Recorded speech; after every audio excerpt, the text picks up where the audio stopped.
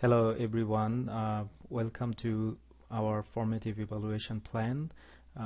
We are working on the leader as a coach project, and our project manager is Jennifer, and we have Tamika in our team as lead instructional designer besides me. So let's start with the purpose of the formative evaluation plan.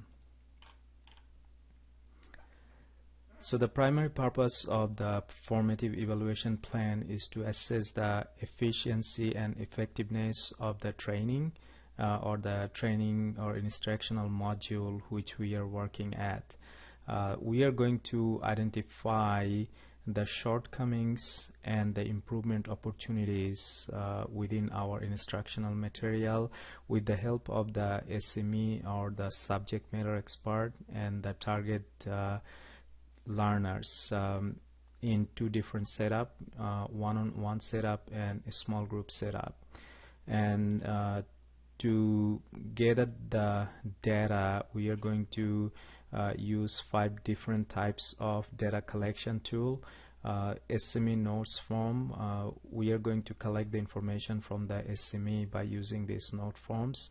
Then we are going to use observation note forms, especially to see the clarity of the thing once the learners are going over this instructional material on a one-on-one setup and on group setup. We want to observe how clearly the instructions are laid out so that the learners can move through smoothly, or if they have any queries or question, or if we do observe any kind of learners behavior that tells us they need help or more clarification. And then we are going to do interview protocol during one-on-one setup of the training, and at the end of the training on both one-on-one and the small group setup, we are going to use the attitude survey to capture the learner's experience in terms of the strength and weakness of the training material. And finally, we are going to use the learner's performance measures or the pre-test and post-test to see if there is a performance gain once they go over the instructional materials. So this will be performed and the data will be collected, and finally based on this collected data and observation, will make necessary adjustment and change in the instructional materials before we present it in the next setup. So the sequence of the setups are going to be, first we will bring it to the subject matter expert, and then we are going to have a one-on-one setup evaluation, and then we will have the small group evaluation. So let's begin with the subject matter expert review. The primary goal of the subject matter expert review is to validate the training materials or the validity of the content and also the accuracy of the content. If the subject matter expert identify any kinds of lack of clarity or opportunity to explain materials in a better way, we'll try to incorporate those into our instructional material before we go for one-on-one evaluation. Under the one-on-one evaluation, we are going to utilize 4 evaluation tools. These are going to be observation forms, interview protocols, attitude survey, and pre-test and post-test.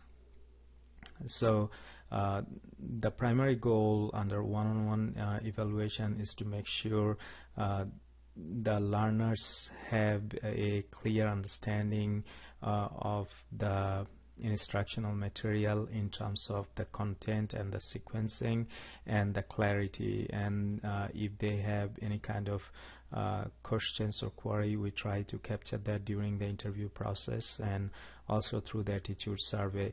And another goal is to look at the pre-test and post-test to see if learning took place and if all the learning goals are accomplished at the end of the instruction. So the group, the final evaluation will be the small group evaluation. We are going to do everything except the interview protocol under the small group setup.